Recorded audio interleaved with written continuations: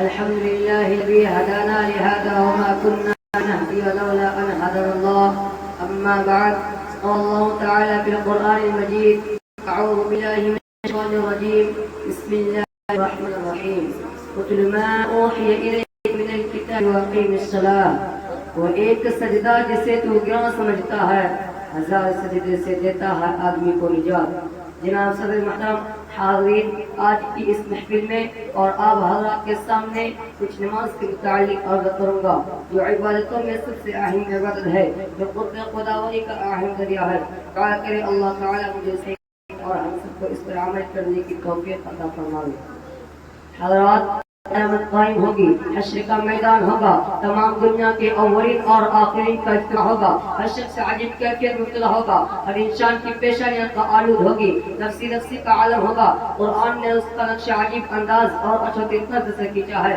فرمایا: یوم یفر المرء من اخیہ وامہ وابیہ وصاحبتہ وبنیہ لکل امرئ منہم یومئذ شأن یغنیہ وجوہ یومئذ مسرہ ضاحکۃ مستبشرہ ووجوہ یومئذ علیہا غبرہ ترہقها قترہ اولئک هم الکفرۃ الفجرہ. یعنی وہ دن ایسا ہوگا جس دن بھائی بھائی سے ہوگا، بیٹی ماں سے بھاگے گی، باپ بیٹے سے نفرت کرے گا، شوہر بیوی سے لڑتا ہوگا، بیوی اپنے شوہر سے کوسوں دور بھاگے گی. غرض اس دن ہر انسان میں ایک شانی بے نیازی ہوگی. حق جل مجدہ کی جانب سے بھی ارشاد ہوگا: آج یہاں نہ تمہارے جائیداد کام آئیں گے، نہ تمہارے نہ تمہارے دوست حق کا جرم بھی بتا سکے گا. آج تو صرف تمہارے اعمال کم آئیں گے. تمہاری دیانت و امانت، تمہاری صداقت و روحانیت آج تمہیں اس یوم الجزا سے بچا سکے گی. ارشاد ہوگا: یہ گھڑی محشر کی ہے تو عرش محشر میں ہے، یہ گھڑی محشر کی ہے تو عرش محشر میں ہے، پیش کر غافل عمل کر دفتر میں ہے.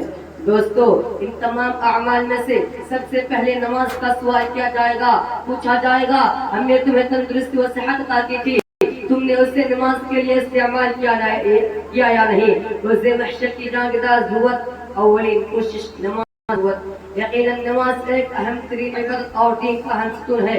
ایک حدیث میں نبی کریم صلی اللہ علیہ وسلم نے ارشاد فرمایا: نماز دین کا ستون ہے، جس نے نماز کو قائم کیا اس نے دین کو قائم رکھا، جس نے نماز کی پرواہ نہ کی وہ دین سے بے پرواہ ہو گیا. کفر اور اسلام کے درمیان نماز ایک فاصل ہے. حضرات، نماز کی اہمیت کا اندازہ اس بات سے بھی لگایا جا سکتا ہے کہ نماز نہیں ہو سکتی. ایک حدیث میں نبی کریم صلی اللہ علیہ وسلم نے ارشاد فرمایا: اگر کوئی کھڑے ہو کر نماز نہیں پڑھ سکتا تو بیٹھے بیٹھے نماز ادا کرے، اگر بیٹھ کر نہیں پڑھ سکتا تو وہ لیٹے لیٹے ہی نماز ادا کرے.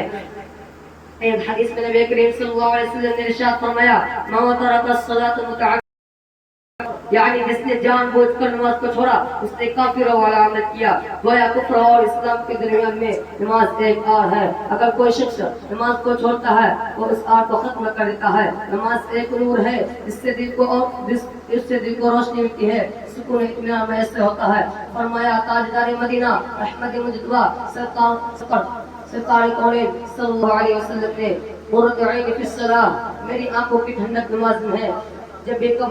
جب بھی گھبراہٹ کا موقع ہوتا یا کوئی مصیبت نازل ہوتی تو آپ صلی اللہ علیہ وسلم فوراً مسجد کے رخ کرتے اور نماز میں مشغول ہو جاتے.